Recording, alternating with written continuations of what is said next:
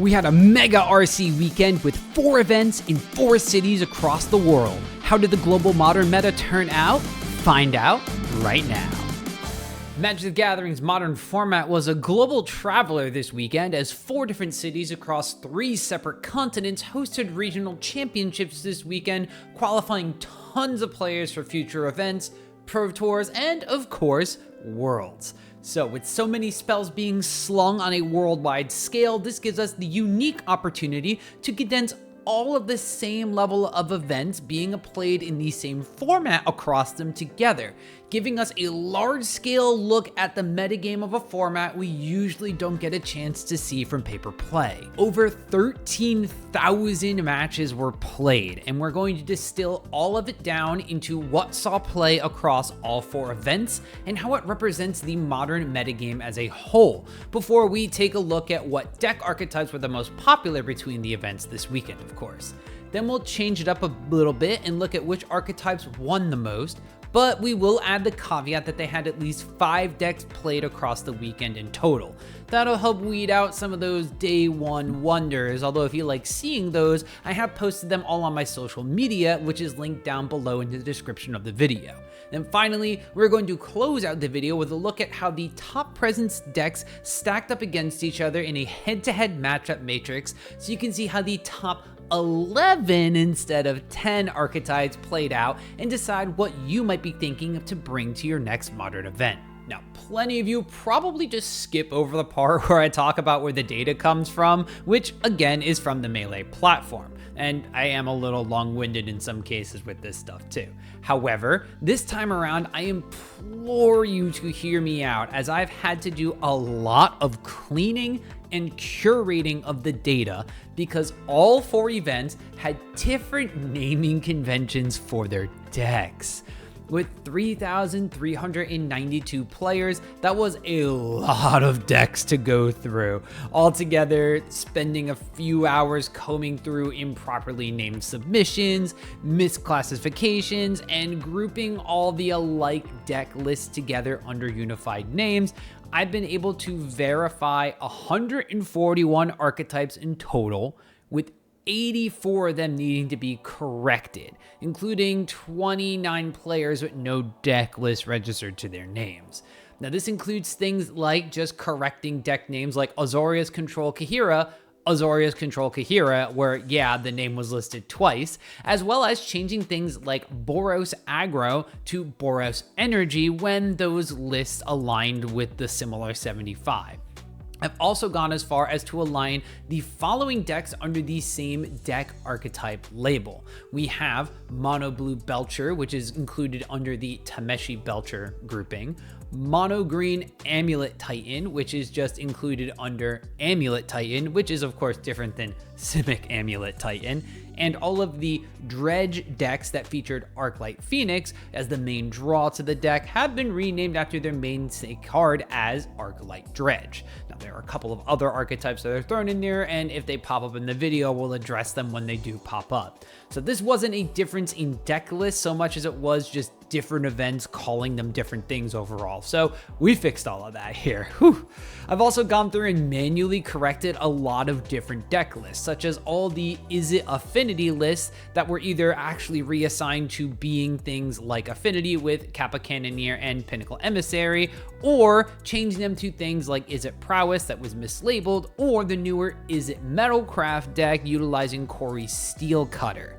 This is going to be the single biggest difference between my data and this recap video compared to any other of the data and content that is going to be coming out surrounding these events. So if you want a full log of what I changed, I do actually have a link down below to a social media post that shows all of the changes that I've made. So yeah, kind of important caveats to keep in mind as we finally dig into the data after a lot of time talking about it. This weekend had 159 different deck archetypes see play once you remove the players with no deck lists, making for an incredibly large spread of spells to be slung. Of all these different deck archetypes, 66 of them had only one pilot playing them. making 46.8% of the weekend one deck wonders, which goes to show that even when you smash 4 modern events together, you're going to have different brews at each one. Now, 24 different deck archetypes were piloted by at least 2 different players, making up 17% of the deck share breakdown, and these players were almost the only ones playing their brews, but somewhere around the world, someone else thought to bring it as well. 9 deck archetypes had at least 3 pilots over the weekend, accounting for 6.4% of the modern list, while 7 deck archetypes saw 4 players sleeving it up for 5% of the deck share metagame. Deck archetypes with at least 5 or 6 copies made up 3.5% of the share each, with 5 archetypes to each amount. Now, only 2 deck archetypes had at least 7 registered lists over the weekend for a 1.4% deck meta share, which jumped to 3 archetypes from looking at having 8 or more copies across the events for 2.1%. Now, there was a lone archetype with 9 copies in the Melee databases, as Grixis Reanimator alone made up 0.7% of the deck share metagame, which left 37 different deck archetypes with double-digit players registering the lists, making up the remaining 26.2% of archetypes played this weekend. All these different lists, it was the previous RC winning deck Jeskai Blink that had the most copies played, as 470 players sleeved up Felia and Flage for 13.9% of the overall modern metagame share. Now, just below that was a recent oldie in Boros Energy, overlapping what Flage, but adding in Ocelots and Guided Souls, with 383 players, accounting for 11.3% of the metagame share. Now, Amulet Titan breaks up the Boros colored party, as 284 different pilots decided to play Shuffle Simulator with Primeval Titan and made up 8.4% of the modern metagame share. We go back to blue and red for our next couple of decks, as the spell slinging Izzet Prowess list was taken to play by 281 pilots, making up 8.3% of the metagame share, which is just 0.1% less than Amulet Titan. Now, a different Izzet list, opting for artifacts over instants, clocked in at 250 players, as Izzet Affinity made up 7.4% of the metagame share. Domain Zoo ended up making things all the colors, with 204 players dropping Scions and Leylines across 6% of the metagame, while Esper Goryos had 138 pilots this go-around, bringing back Gristlebrands, Atroxas, and more, in a 4.1% of the metagame share. The Simic Birthing Ritual deck that had a high win rate at the last couple of events, especially in the RC in Houston, enticed 130 pilots to start turning its cantrip and creatures into larger ocular threats, with a 3.8% of the metagame share. Esper Blink, the OG Felia deck on the block, came back into the spotlight with 108 different lists seeing play for 3.2% of the metagame share, and rounding out that tied for 10th slot in the most present decks are a pair of combo decks. Gruul Broodscale, hoping to give Eldrazi Lizard Swords so Glaring Fleshraker can end the game, as well as the Tameshi Belcher deck taking advantage of all the MDFC land cards to stuff into a Goblin Cannon. Both had 77 copies played this weekend for a 2.3% metagame share. The rest of the modern metagame was all over the place, as modern often is, with decks ranging from Simic Neoform to multiple control variants and even Merfolk popping up in double-digit gameplay. So, if you want to take a longer look at this graphic without just pausing the video, head on over to my social media post or the Reddit thread I've created, linked below, to see if your favorite archetype was played or if there's something new that catches your eye. Now it's time for us to shift gears away from what made up the event as a whole and just focus on what was most popular at the event using my popularity tier analysis. Now this section looks to identify what was played the most at an event and compare it to the other decks within the same tier of popularity using a distribution of deck archetypes at the event, which uses standard deviation to assign tiers from D at 1 deviation below the average all the way up to S, the highest deviation above the average. Now this does a little more than just look at how high the metagame share was and can reaffirm if a deck was a good choice for an event at all. Now while this is not a be-all end-all overview of the format, this analysis looks to help in preparation for your own events at your LGS or online, as you can expect to see more of the higher tier decks compared to the lower tier ones, but then you can also assess if you need to prepare more or less for them based on their performance. With so many singleton decks across the weekend, it's going to drag down the average number of deck archetypes required to hit different tiers of popularity, which can be a fault of my metric when put against a large data set such as this. That's why you'll see Jeskai Blink having like 1.5 times the number of decks that Izzet Prowess brought this weekend, but seeing both of them in the same tier of outlier from the distribution. With the stats talk out of the way though, it was a hell of a weekend to be in the Jeskai colors, as 3 of the 4 most played decks fell somewhere on the red, white, and blue spectrum of play. Despite winning the Houston RC and picking up 2 more victories this weekend, the Jeskai Blink deck did not put up the same crushing results on average this go around, with a below average win rate of 47.5%. With a higher sample size, we can look at the adjusted win rate with a more critical eye, using our 95% confidence rating to say that if you brought the deck to an event this weekend, it's likely you would barely have cracked a 50% win rate yourself. Now, better prepared for the deck as well as it being played in larger numbers, just exposed weaknesses that weren't able to be exploited when it was the new deck on the block last go around, attributing to a poor performance, but still, it won 2 of the events, so it's still a good deck to play.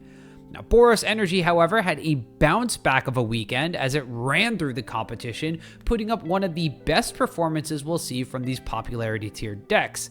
Plus, it won the other one of the events. Turns out old reliable New Era Jund deck can put up a fight when the decks surrounding it aren't going over the top with some unfair combo shenanigans as much as they used to. Although, speaking of said shenanigans, Amulet Titan was also played in force this weekend, putting up just under a 50% win rate overall and taking home the 4th of the 4 trophies in Vegas this weekend. Now, it goes to show that if you want to win an event, maybe play one of the more popular decks that's popular for a reason. Now, conformist messages aside though, Titan had to fight through a lot of hate across these events, as main deck and sideboard Ashiok galore were meant to specifically shut down this deck, which makes it impressive to see that Titan is so close to a 50-50 win rate. Now, Izzet Prowess, on the other hand, was a little worse for wear with a 48.7% win rate this weekend, and being the only deck in the S tier popularity that didn't win a trophy. Hopefully the other decks don't make fun of it for that. But the deck built for speed ended up having enough players at events to put it in S tier, and it did have a higher win rate than Jeskai Blink on average when you look at all the matches. So we'll have to see how the non-mirror win rates look when we stack these decks up head to head later on in the video. As I mentioned before, sometimes the way I do this distribution is that sometimes a tier is spaced out awkwardly and you only get a single deck in it, as is what happened this weekend with Domain Zoo. Now, this version of Zoo was the 4-color, non-black version that is pretty much considered the quote-unquote standard for the modern format. Across all of its matches, Domain Zoo had a 49.5% win rate, which is ever so slightly above 50% and 0.1% below what Titan was putting up at the same events. Only, Zoo wasn't facing the same dedicated hate that Titan was. However, being a deck that very much lives or dies by having a leyline out and keeping something protected with its Scion or Draco keywords, Zoo is way more vulnerable to the normal package of interaction in most modern lists. Its ability to close out games thanks to its keyword Nameshake, as well as top tier removal for all sorts of game pieces in leyline binding, still make it an optimal quote-unquote fair deck, in air quotes, to bust out for your own modern events. It just doesn't seem like a fair deck would be slamming a turn 0 leyline and then a Scion of Draco for 2 mana, but hey, that's where we're at in modern. Now, B tier is where you start seeing decks that you might only encounter of smaller events once or twice, although they're still popular enough to be considered when going to any size modern event.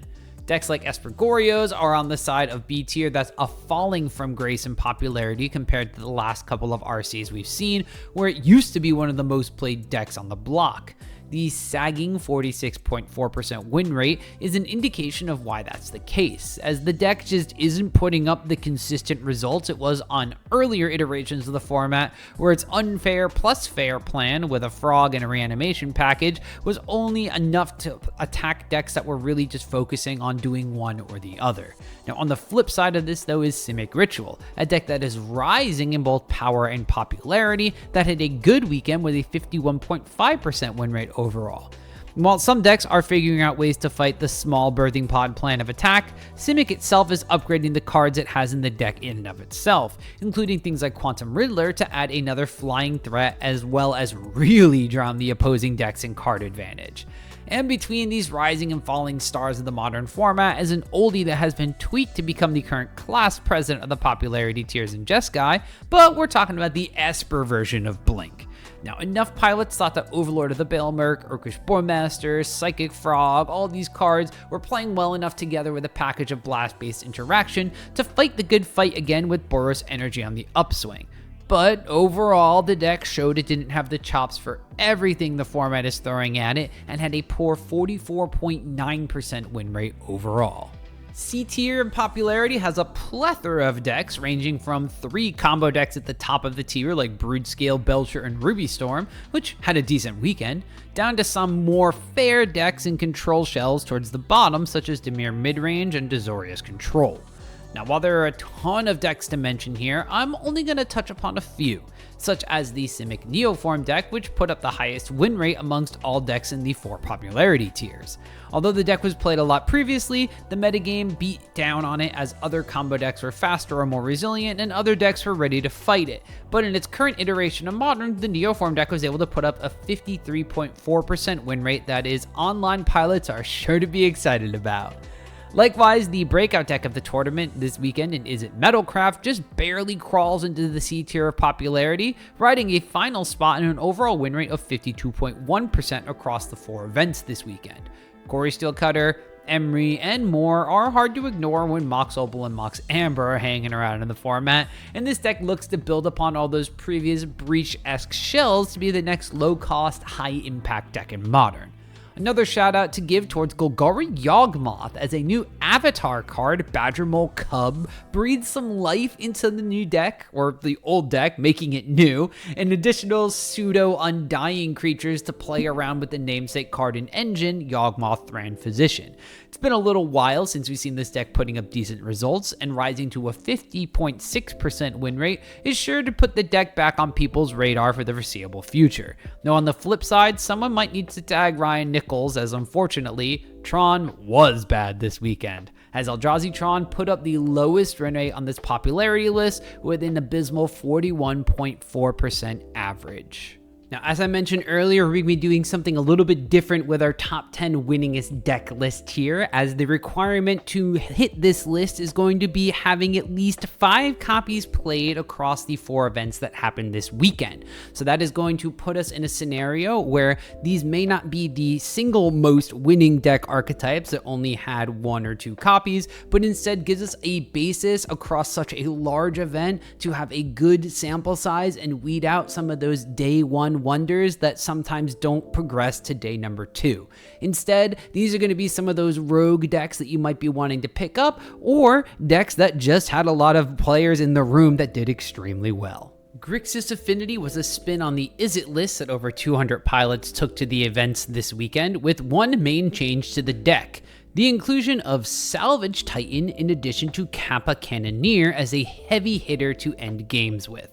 Alongside Pinnacle Emissary, Titan's alternate casting costs of sacrificing 3 creatures can put the 6/4 into play as early as turn 1 in some cases, while the recursion from its second ability is a bonus if you don't have an Emery sticking around, which, yeah, it also plays very nicely with Emery to get out of the graveyard and keep mana available by just sacrificing the artifacts. Now, the deck doesn't even have black sources to play with besides the Moxen, so besides sideboard Ashiok, which can also be cast with blue mana, this is the only thing making the deck go Grixis. But it certainly worked out for players such as Atsuki Kihara and their 11 2-2 list from this weekend, linked below. And if you can believe it, the deck actually ran into some mirrors and had an even higher 59.6% win rate when you looked at just matches against the field. Going down to a single color for Broodscale was the play, it seems, as finalists Atsuya Okuno packed their Broodscale combo deck full of larger Eldrazi, Kozilek's Command, and the namesake combo with Glaring Fleshraker and Walking Ballista. So if you didn't just die from a giant ballista, perhaps it was an Emrakul the Promised End taking control of your turns. Or maybe a Sire 7 deck using its library of keywords to take your life total down to 0. Either way, the ability to run Malevolent Rumble, Ancient Stirrings, and main deck Besieges gave the green-only version of the deck a 58% win rate, not having to play any mirrors either. We're still taking our magical journey through Affinity land, so perhaps artifact synergies are a good thing in Modern to be doing. Now, a Jeskai version of the list mostly splash for interaction like Portable Hole in the main deck and Wear Tear in the sideboard, giving the deck some extra ways to deal with the specifically other artifact decks and their Moxen copies.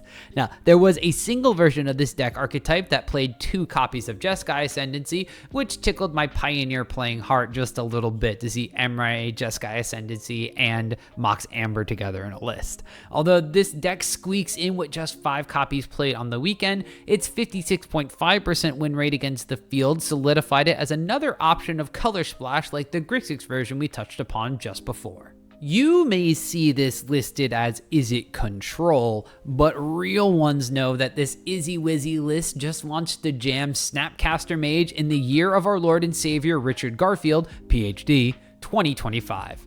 And Slam Snapcaster is what it did quite well, actually. A 54.1% win rate with 10 pilots is nothing to flash back a lightning bolt at, as Tamio, Inquisitive Student, and in some cases Thundertrap Trainer provided ways to get all of the value out of Flame of Anor, while a plethora of counterspells, including the OG one itself, kept opposing game plans shut down. We even got to see lists running Cryptic Command in the main deck this weekend. Modern is so back, baby.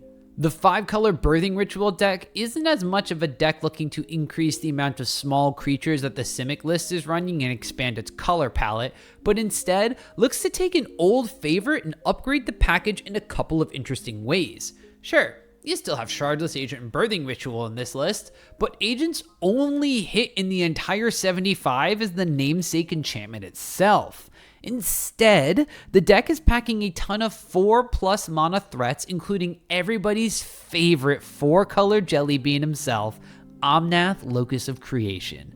Looking to ritual its threats into other ETB-heavy cards like Magmatic Hellkite or Quantum Riddler, even going for Elish Norn, Mother of Machines, to double the effects. Anything that gets sacrificed to the ritual itself can also be recouped thanks to including Superior Spider-Man, again leaning into the ETB effect theme of the deck. It's an interesting twist on the 4 and 5 color Omnath decks that looks to get around interaction by using the top of its deck instead of hard casting spells. And for 6 different pilots that took similar lists to the RCs this weekend, it ended in an above average 53.8% win rate. Alright, our first above D tier popularity deck, Simic Neoform, clocks in this weekend with a 53.4% win rate as a combo deck that had felled off earlier this year. Looking to put Gristlebrand and Atraxa into play in ways that Goryo's Vengeance can't quite do, the Eldritch Evolution plus Delve creature plan is another way to burst these giant threats out of your deck if your elf riding a dinosaur plan doesn't work out for you.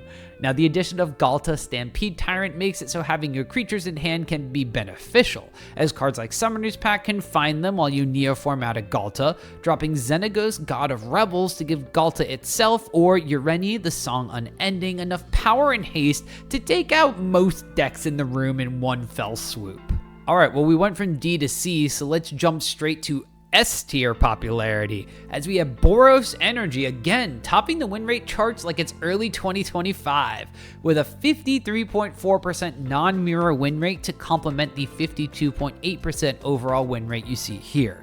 It's never been a better time to be Flage or Ragavan, as between Jeskai Blink's popularity and Boros Energy's winning ways, the pair is putting up results. Looking at things that have changed in the list, there isn't so much outside of decks deciding to main deck Number of Blood Moon, Thraben Charmer, Fable, and Seasoned Pyromancer in different quantities. Although the winning list from Daniel Toledo in Antwerp did have 2 cheeky Mana Tides in the main deck that made all those open deck list players think twice about casting spells into an open white mana. Now, a lot of the sideboard is where Boros adapts, buffering its already powerful Pride Guide Ajani game plan with a plethora of silver bullets, such as High Noon, Damping Sphere, Orum's Chant, and many more. Never a bad idea to sleeve out Boros for a modern event nowadays. Gruul, Eldrazi, Aggro. Now I know those last two words of the deck archetype name give people flashbacks to a certain winter where the deck was pretty much the only thing you could be doing correctly in Modern. However, this deck has ebbed and flowed out of the metagame with the onset of the Eldrazi ramp list. Instead of going larger, the aggro version wants to put 2 and 3 mana threats into play and start swinging. Well, it also goes larger, but it starts earlier. It that heralds the end, which, yes, is a card name, lowers the cost of your larger Eldrazi while buffing the smaller ones with a Lord effect, or just all of them in general. And Eldrazi Linebreaker provides a haste enabler for them as well as a decent sized power boost to boot.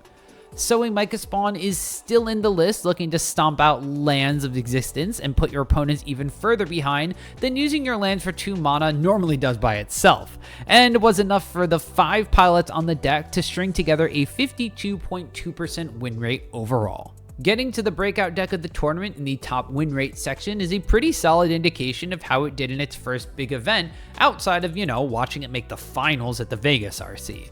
A 52.1% win rate puts it in 9th overall, as the list looking to take what made the Underworld Breach package so strong to begin with as far as it can go in current Modern. Now, a combination of powerful cards entering through Standard in Quantum Riddler and Quarry Steel Cutter give the deck its real power boost, as recurring Baubles with Emery now generates Prowess Monks that can bash through for decent damage alongside Urza's Saga Construct tokens, and if you don't have any cards left in hand because you have a stocked graveyard you can play from, you're going to draw additional cards thanks to that Quantum Riddler sticking around on the battlefield. Now, the clue generation of Tamiyo adds to the Metalcraft count quite easily, while she can be flipped into her Seasoned Scholar side also quite easily with a Riddler in play, which can stack up to be essentially game-bending threat in its own right. Now, with the ability to grind out games with recursion on cards like Aether Spellbomb and access to Unholy Heat's Delirium mode with ease, I wouldn't be surprised to see this deck picked up more and experimented on with what flex spots it has to twist and mold it to additional angles of attack, or just see where the basis of this deck evolves into. Now, what's most interesting about this Grixis midrange archetype is how such a fair-looking deck on paper ended up with a 51.7% win rate overall and locking in the 10th slot in most winning deck archetypes.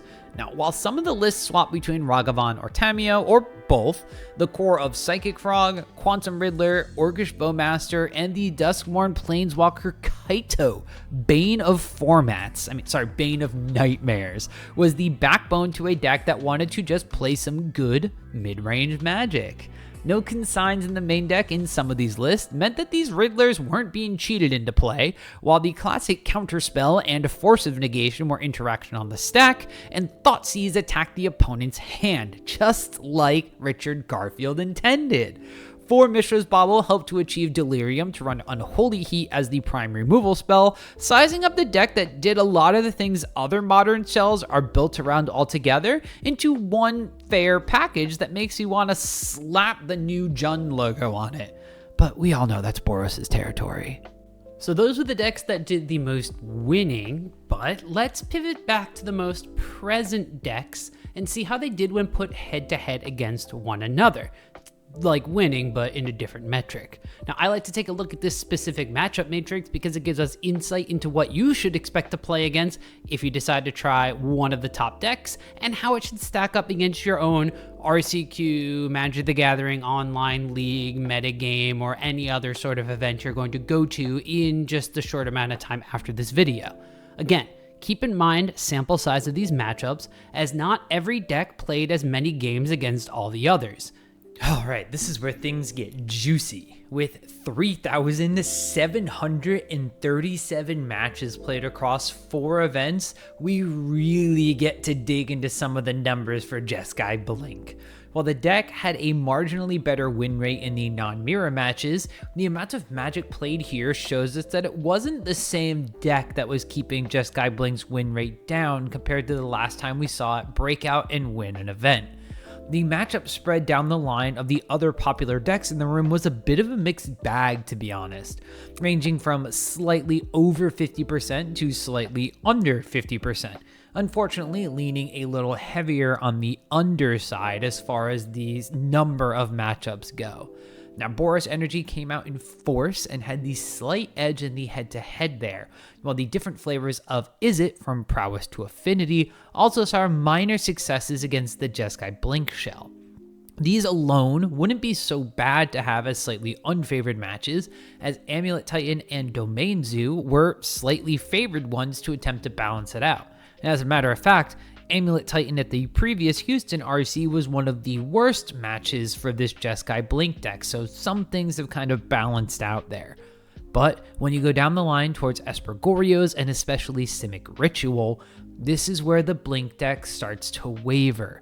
Now, we did hear from RC Houston winner Vinny Fino in my interview with him for my Tom Talk. He mentioned how the deck didn't want to see a lot of Goryos, and we're seeing that come to fruition here as the matchup was only a 43.9% win rate for Jeskai Blink, so pretty Goryos favored here. The increasing number of Simic Ritual decks also gave the Blink value pile a run for its money, as a bunch of 1/1 cantrips don't feel good to have to blink or burn through, while the Death Touch on a potentially hidden or flash Coatl can be devastating for a deck that wants to swing in with larger threats. Now, on the plus side, Jeskai kept its winning ways against its cousin deck, Esper Blink, as well as the two remaining combo shells on the list. Well, more so the Belcher deck than the Broodscale deck, because Broodscale was pretty much a coin toss.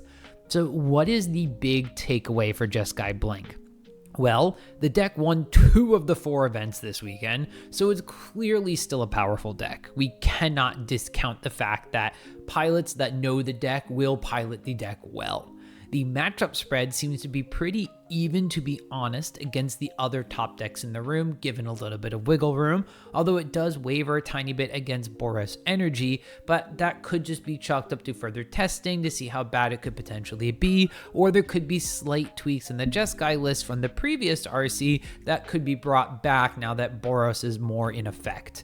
In general, the Jeskai list does not want to see the Simic Ritual and Esper Goryos lists, which is both good and bad, seeing as while Ritual is on the rise, Goryos is on the fall. So if you're deciding on playing Jeskai or not, choose based on if you think you'll see one or more of these 2 decks compared to all the other decks in the room. Now, our Jeskai Blink was in Houston, Boros Energy was across the globe this weekend.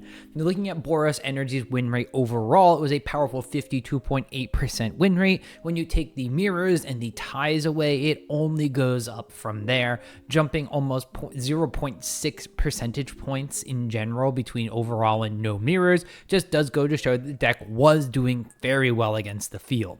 And if you look at its matchup spread against the other top 10 decks in the room, there isn't necessarily a deck that it's poorly positioned to until you wind up going all the way down to the tied for 10th most played in the Tameshi Belcher combo deck, which, to be completely honest, was a weakness of the Boros Energy list in previous versions of the modern metagame already, so that's already a pretty known quantity that if Belcher is more popular, Energy is going to struggle a little bit against it. However, the way that Boros pilots were playing the deck, despite not really having so many changes to the list across the rest of the metagame, is pretty impressive in and of itself. Now, Boros Energy pilots did wind up moving away from main deck static prisons and trying to change up the way that they are interacting with different decks. We've already talked about how the winner of Antwerp, Daniel Toledo, was running some main deck Monetives and main deck Thraben Charms, changing up the configuration of Blood Moons and Fable of the Mirror Breakers, as well as having just that one main deck Voice of Victory that kind of persisted throughout a lot of the different lists, and the sideboards were really where a lot of things deferred. Sometimes there were 2 Blood Moons or 2 Fables or more Pyromancers or a bunch of different types of removal spells, but everything was kind of contained within a very similar shell, and it just goes to show that the way that Boros Energy is positioned in the metagame right now is able to attack multiple decks.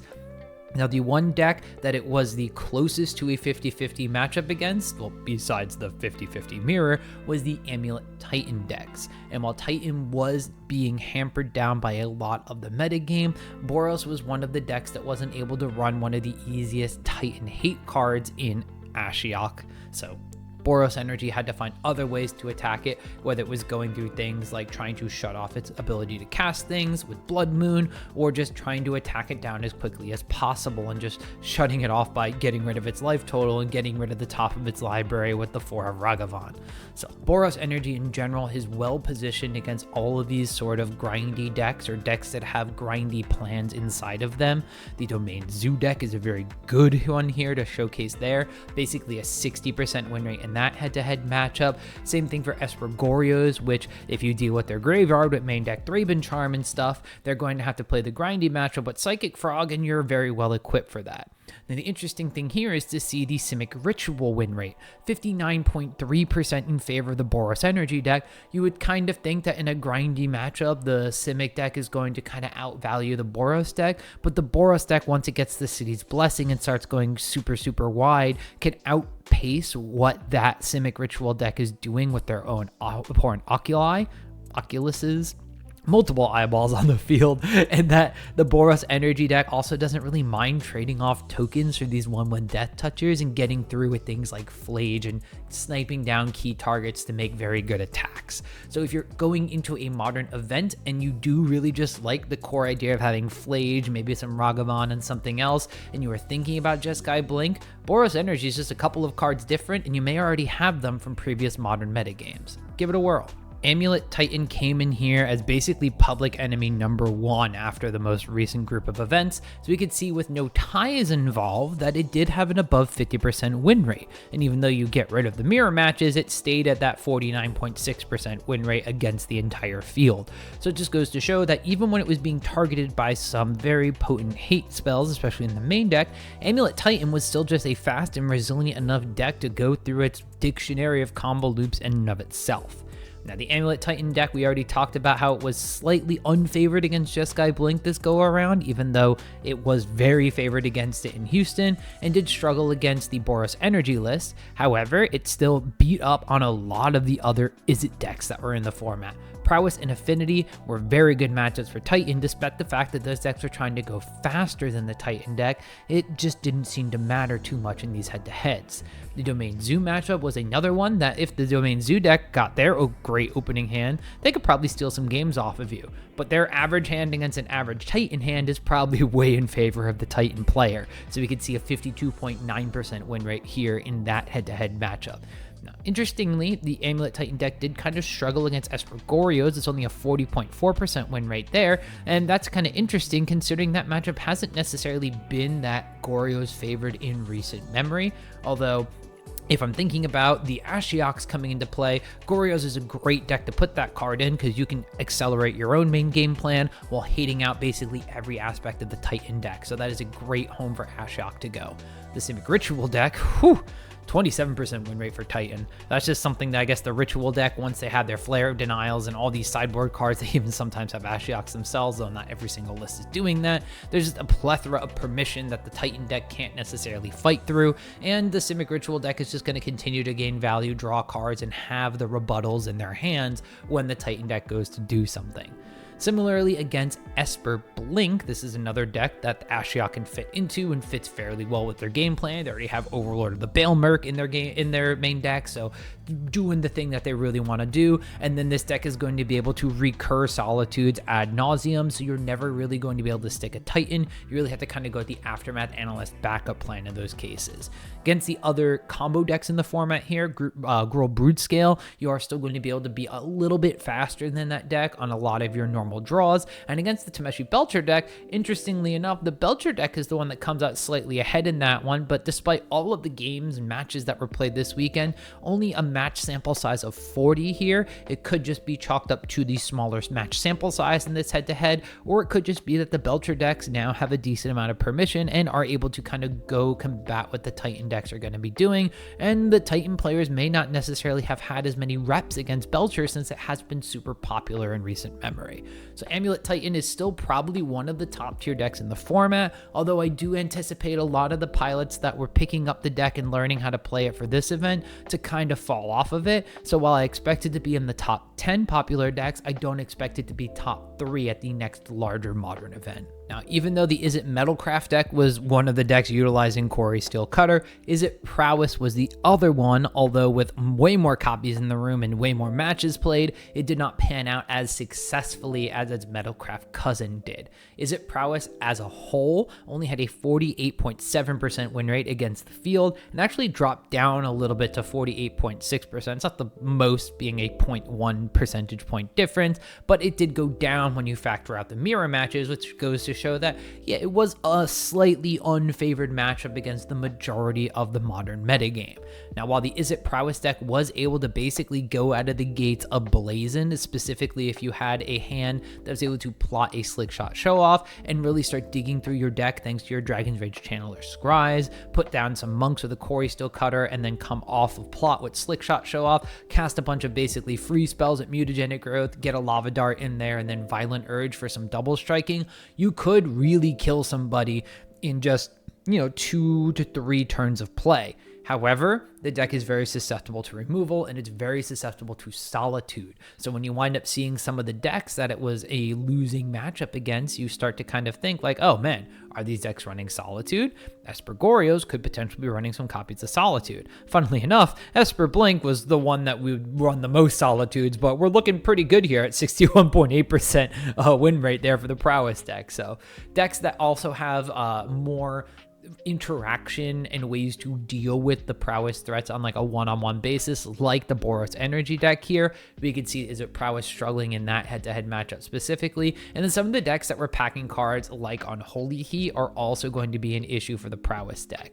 Now, some of the decks that just want to kind of play slower to the board and really grind out card advantage, specifically the way that Simic Ritual likes to approach a lot of their game 1 matchups, and even later on in the post-sideboard games, they really only have interaction in the form of counter magic to bring in because they are a green-blue based deck. They don't have the same kind of access to black and red spells to really burn away threats. 69.7% win rate. It is the highest win rate for the Izzet Prowess deck out of these top 11 decks. So if you think that the Simic Ritual deck is going to keep skyrocketing in value after this weekend, which we'll wait till we talk about that in this head-to-head matchup matrix, Izzet Prowess is something you should keep on your radar. However, if you think Domain Zoo is going to pick up in popularity or Amulet Titan is going to stay as popular, the Izzet Prowess deck may be something you start to shy away from specifically. So basically, this deck is going to be faster than those kind of fair, slower, mid-rangey decks, which seems kind of weird to say when you talk about a lot of these decks on the list, because some of them have combo plans and some of them are not necessarily slow and just create a ton of advantage. But in general, the Prowess deck is going to be fast enough to outgrind those, but it depends on the combo deck you're going to face whether or not it's fast enough to deal with those decks too. Now, unlike Prowess, Izzet Affinity had a slightly better weekend against the field. 50.5% overall win rate actually goes up by 0.1 percentage point to 50.6 when you remove the mirrors, and then with no ties, obviously it's going to be a little bit bigger, but 51.3% overall. Now, the Izzet Affinity list, when you take a look at this kind of top 11 decks in the format, it was going very well, matching up into everything except for Boros Energy and Amulet Titan. So although the Affinity list did have some very, very fast draws, the Titan deck and its consistency and just its also ability to basically have a better good draw than the Affinity list is a 36.8% win rate for the Affinity list. Similarly, the Boros Energy deck, specifically when they're going to be playing 1 mana interaction now at more instant speed, more Galvanic Discharge, some mana ties, and not playing Static Prison, you can disrupt the Izzet Affinity list, specifically if you are on the play and you in an open deck list environment, you kind of know what you're dealing with. So some of those matches are a little bit harder for the Affinity list specifically. But when you look at some more of those more fairer decks that could look to play a bit of a grindy game, Jeskai Blink, Esper Goryos, Simic Ritual, the Esper Blink deck as well, the Izzet Affinity deck actually shines in those circumstances, even going up to a 68.3% win rate against the Esper Goryos lists. Now, if you look at how it actually matches up against some of the combo decks in the format too, ignoring the the Titan matchup. We already know that one's not the greatest. The Tameshi Belcher deck, for specifically, 58.1% win rate. The Affinity list is going to be fast enough to deal with that. Specifically, you get a Kappa Cannoneer down early enough that you can attack before their turn 3 or 4 combo goes off. Going to be in a good spot. And the Gruul Broodscale combo deck, it's a bit of a coin flip here, 50-50, but again, 42 matches played. It is the lowest sample size out of these top 11 decks that were present at these events. It could be chalked up to something along the lines of just not enough data on this, and we could see if it's a true 50-50 or potentially favored in one or more directions based on just a couple more repetitions of that deck.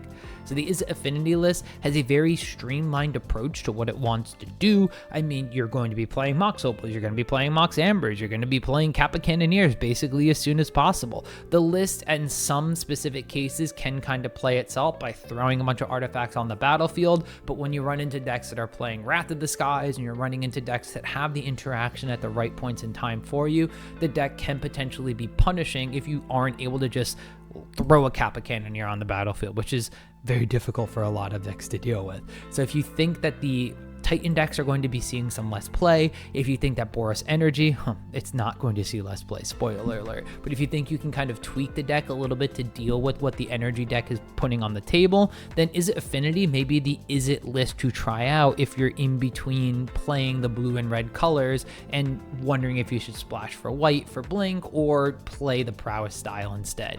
Artifacts might be the way to go. Domain Zoo came into this weekend with a key piece of technology that is not necessarily new, but not necessarily old either, in Doorkeeper Thrall. So this flash flying 1/2 is going to basically stop artifacts and creatures from triggering entrance of battlefield effects. So that's going to be fine for the Domain Zoo deck because a lot of their effects are based on domain or being on the battlefield in general and how many things you have there. So you're not going to really worry about shutting off your own ETB effects, and it lets you buy enough time that they have to answer this Doorkeeper Thrall, that they have to do other things, but you know you're like 5/5 Kavu or your Giant Scion or Dracoed up stuff are going to be beating them down in the meantime. So that's why we wind up seeing it very close to a 50% win rate, even going above it when you don't count the ties in this in the overall record. And that's also why you can see it kind of doing good against the decks that want to have ETB effects specifically. Now, some of the blink lists it actually struggled against. It was a slightly below 50% win rate, and that may be the decks where you're thinking like, well, yeah, that's where I want to shut off all these ETB effects and stuff. But against the decks like Izzet Prowess, as well as potentially Esper Goryos, where some of these ETBs are going to be very powerful, specifically against cards like Solitude coming out from the Esper Goryos list, this is going to be an area where the deck started to shine. Now, one of the decks you may think would be good for this is against the Simic Ritual deck. However, because of things like Icefang Coatl and all these interesting little threats that pop up with Death Touch, or ways that you have to just kind of stonewall what some of the things that the Domain Zoo deck wants to do, it's going to be a difficult matchup to really kind of churn through. A 1/1 with Death Touch taking out your Kavu or taking out something that doesn't necessarily have first strike yet is going to be very difficult to deal with. And if they are able to not let you land your Scion, you're going to have a hard time dealing with what they come out of their deck from. So the Domain Zoo deck overall is a little polarized against the top decks and kind of a coin flip against the metagame. It doesn't necessarily mean that it's a bad deck to choose. I just think you have to choose your metagame for it wisely, and you may have to choose your configuration wisely as well. I know that a lot of these decks are on things like main deck Consigned to Memories, main deck Stubborn Denials, main deck Interaction galore, but if you want to try to fight some of those blink decks that play a little bit more to the board, or even the Simic Ritual decks, look at maybe putting more interaction into your deck that is like lightning bolts or unholy heats, and finding a way to put some of these burn-based removal spells or even potentially other white-based removal spells. Like maybe there's something along the lines of Get Lost is probably not quite where you want to be, but looking at, you know, how you utilize your Leyline bindings and looking at, do I really need to main deck my Teferis or are they sideboard cards? Do I put in main deck Wrath of the Skies? That's the white card that I'm looking for. That's cost 2 and X. That's why I couldn't think of it.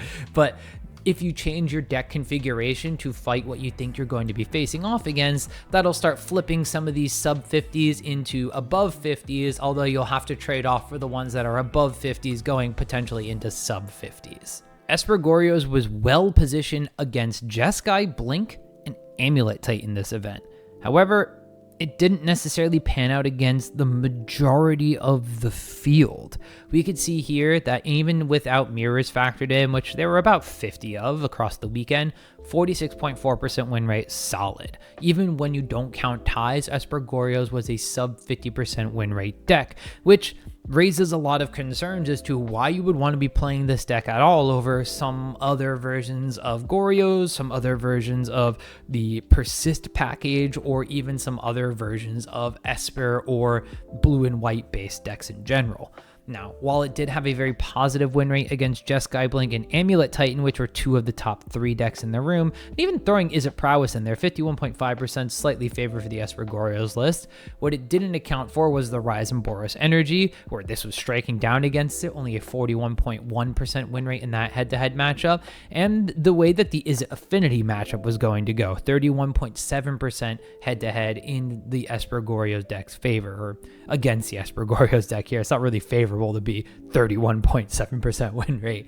But if those two Izzet decks had swapped in the amount of decks that they played against, this win rate probably would have been above 50% because of that. And as you go down the line, the Esper Goryos list did struggle against Esper Blink, which is interesting considering that it did well against the Jeskai Blink list. So very clearly the black-based interaction, thought season stuff for those Goryos Vengeance are going to be a little bit harder to deal with versus like Consigns, which don't really do anything to your actual spell, but they can to your triggers.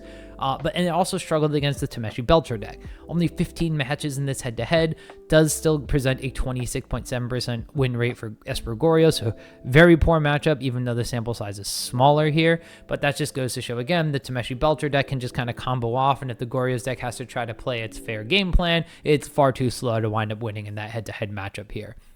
Esper Goryos has been kind of on a decline in popularity as well as win rate throughout the modern metagame in like recent amounts of time. And it's not necessarily because the package of cards is going as bad or anything like that. It's not like the Esper Goryos list is a bad deck. It's just that the Esper Goryos list has a lot of competing factors with a backup fair game plan that starts to encroach upon its main game plan.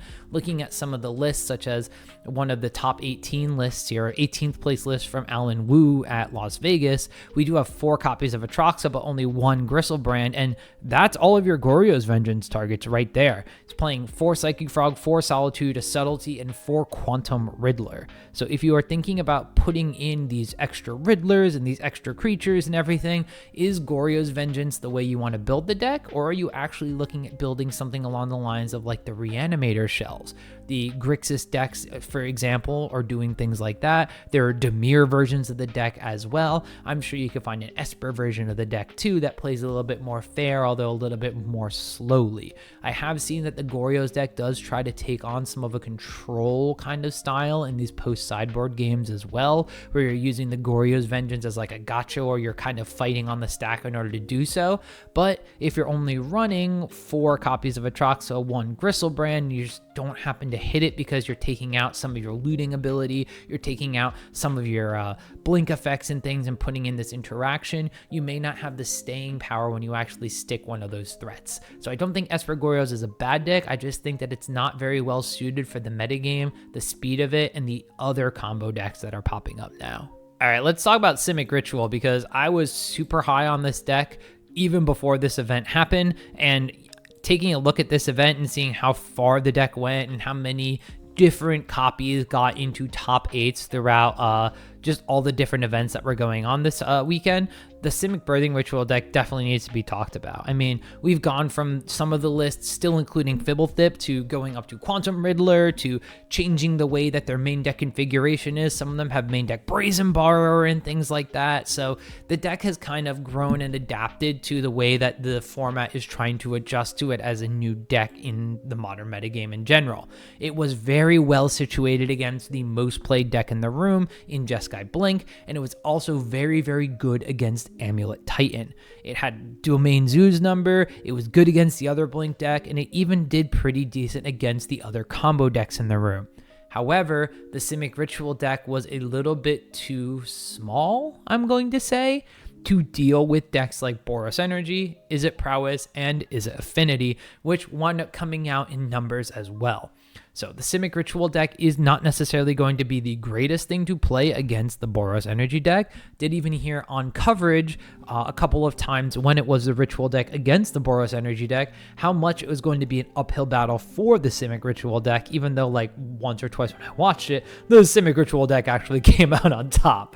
But a lot of these matches are going to be a little bit harder because at the end of the day, you have a lot of 1/1s, a lot of 2/2s, and like some interactive pieces. If you don't find your opponent Oculus, your ability to close out a game is not very fast. The next biggest thing you have is a subtlety or an endurance that can really be attacking your opponent down. And even then, you really want to be using those for the ETB effects and then like recycling them or recycling your own graveyard and things like that from your birthing rituals. So you really want to deal with things that are on the stack, and you don't deal with things that are on the battlefield very well unless you wind up having some Ice Fang Koalas or you've been able to get an abhorrent Oculus off of your birthing ritual. So in those grindy mid-range or grindy creature-based kind of things, or even the decks that are a little bit faster but play a lot of creatures to the board, you can get overwhelmed and overpowered, and it is going to be a glaring weakness of this style of deck. I mentioned earlier in one of the other head-to-head matches, a lot of your interaction is counter magic. You don't have ways to remove creatures from the battlefield because you are a Simic-based deck. There's no really good like fight spells in Modern that you can use to take advantage of your Ice Fang Koatal's Death Touch to clear away a big threat.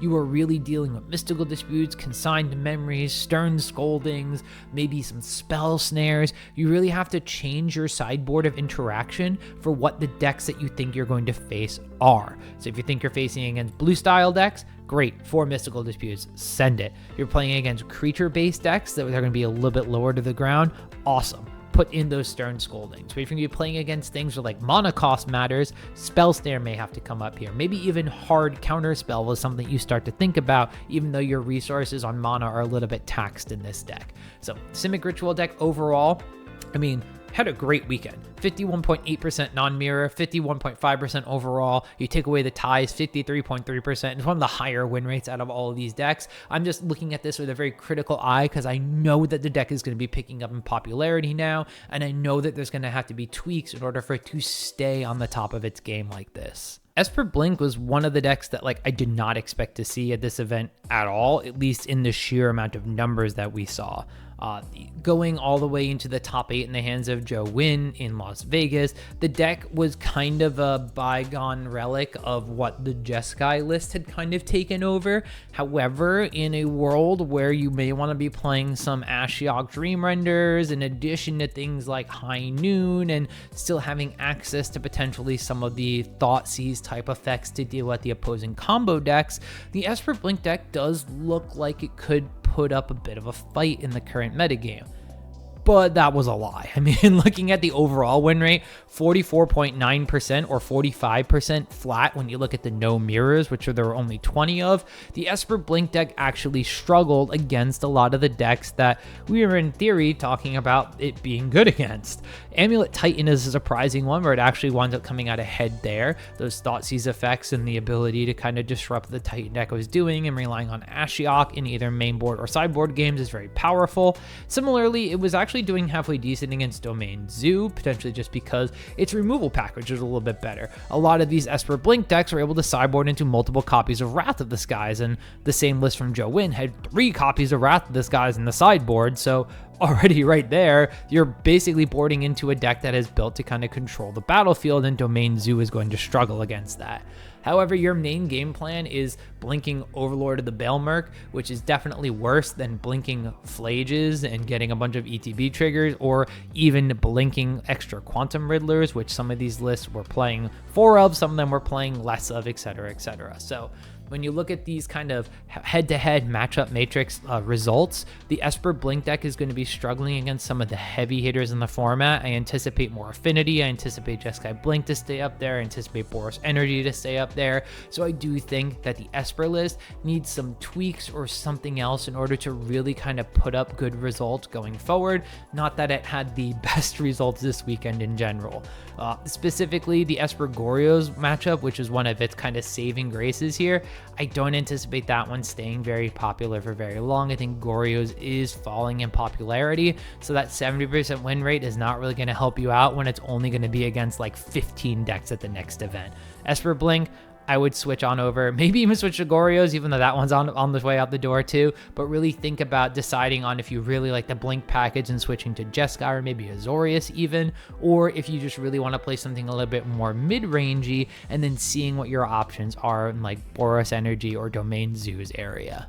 The Gruul Broodscale combo list sneaks in here as a tied for 10th place list in the top 11 metagame decks, but in general, it wasn't necessarily the most well positioned. Now, it wasn't necessarily as bad as some of the other decks on this list, a 46.8% non-mirror win rate, 46.9% in the overall head-to-head. The Gruul Broodscale combo deck does potentially try to combo kill people, but can also play a little bit of a bigger game with some of its extra Eldrazi in there, or try to just kind of gum up the board a little bit until it can do its thing.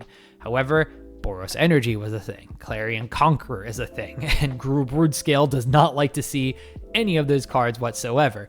39.1% win rate in the head-to-head against the Boros Energy deck is not great, and even though Esper Goryo's is kind of on the chopping block for the way that modern decks look, Gruul Broodscale is not good into that deck either, 27.8% in the head-to-head matchup there.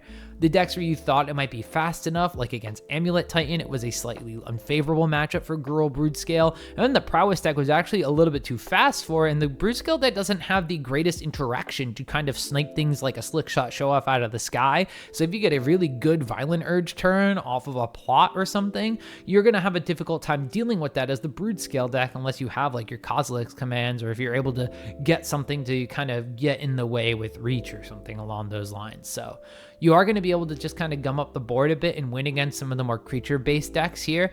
Domain Zoo, 56% win rate in favor of the Gruul Broodscale combo deck. Even against Jeskai Blink, 50-50 here with 62 matches played. I think Jeskai Blink does have the tools to deal with the Broodscale combo deck, so if this was a larger sample size in head-to-head matchups, I could see it going slightly in favor of the Jeskai Blink deck, but I don't think it's an awful matchup for the combo deck here. So if you do want to keep giving swords to your Eldrazi Lizards, you can be looking to try to tweak it a little bit, maybe even looking at the mono green version of the Broodscale deck that wound up going to the finals at the Japanese Champions Cup. That would be somewhere I would look to start, and maybe moving from Gruul to mono green and seeing why that worked out at that event specifically, and maybe even looking at how those matches got played on camera. All right, and the last matchup matrix we're going to go over here is the Tameshi Belcher combo deck. Now, the big thing that I have to say here is that I am not a Belcher player. So like at some point in time, I just don't get it. I mean, I get what the deck is trying to do. I understand it wants to belch people the deck, and that's why you have a bunch of modal dual-faced land cards in the deck, and that Tameshi is able to just basically loop a bunch of mana together so you can do so. But I just don't know when this deck is good, and if it's because of like tweaks to the deck, or if it's just entirely a metagame dependent deck. I just feel like the Tameshi Belcher deck, it's so hard to place. Like, it is good because of XYZ. Even looking at its matchup spread overall, it was basically 50-50 against the field. It either won or it didn't. And I don't know how many of those matches are because it's a good matchup for the deck. I keep repeating myself because honestly, I just don't know. I do know, however, that the Belcher deck is very streamlined in what it does, that the Boros energy decks have trouble interacting with it. Specifically, the Boros energy decks that have no sign of any of their Knight of the White Orchids or anything else to attack the land base of these decks to set them behind. Sure, they have Auram's Chant they could bring in, or Wear Tear that they could bring in to deal with the Charbelcher, but things like Blood Moon aren't going to affect the fact that once they play some things, like, they don't really need the color of mana, especially if they have a Lotus Bloom coming off of Suspend or something like that. So I get why Tameshi Belcher can beat up on the Boros energy decks. I get that in a Amulet Titan head-to-head race, Amulet Titan has some Boseijus to interact with you, but that's basically it. So you're kind of in like a race against those style of decks, but against the rest of the field, besides this Esper Goryo's list, where yeah, you're probably fast enough to kill them and you don't really care about them gaining or losing life off of a Gristlebrand or an Atraxa, and if they land an Atraxa on one turn and ephemerate it, you just untap and kill them. Sure, but the rest of these decks, I don't know how the Belcher deck would like change to fight Prowess or change to fight Affinity. I just don't think it can. First off, it's basically mono blue, and you're not playing actual lands, so you have to play these enters the battlefield tapped, or you have to kind of shock yourself for a lot of damage in order to even get these lands on the battlefield. So when it comes to the Tameshi Belcher deck, you either have to A, be a really good pilot with the deck, or B, have a really good read on what you're going to be playing against, and knowing that it's something along of like Energy, Titan, Goryos, and Broodscale in the room, so that you can just kind of goldfish your way to victory.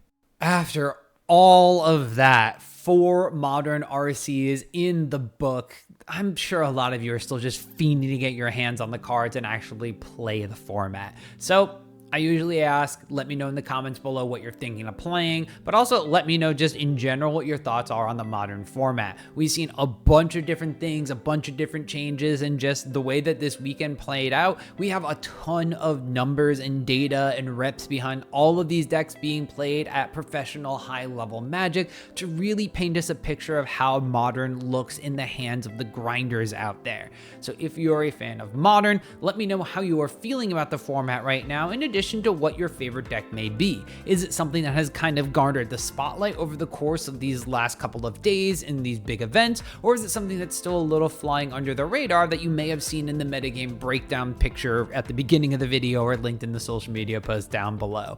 While you're there, make sure to give this video a thumbs up so I know that I should keep doing all this event coverage, even if I have to combine 4 major events and put a lot of my weekend into doing this. But while you're down there, you could also, if you are so inclined, to click that join button to help support this video and all videos on my channel monetarily, just like the rest of my members do. Members do get a couple of extra membership perks, such as early access to all my videos when I upload them ahead of time, as well as some members only posts, which I go into deck lists and details and even just giant recaps on my Dimir mid-range list and standard and things like that. All sorts of assorted Magic the Gathering related content, as well as Discord access, so you can be up to date on everything that I am doing personally, playing Magic the Gathering videos and content that I have down the pipeline, as well as just a place to dump your deck list so we can chat about what you've been playing, what you're working on, and how we think we should be going in those future directions. So again, if that's something you're interested in, you can click the join button down below the video or on my channel's homepage to show your devotion.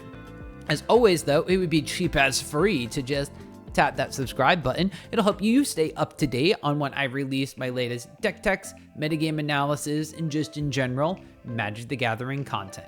We've had a lot of RCs, but Worlds is coming up soon, so we'll see you pretty soon.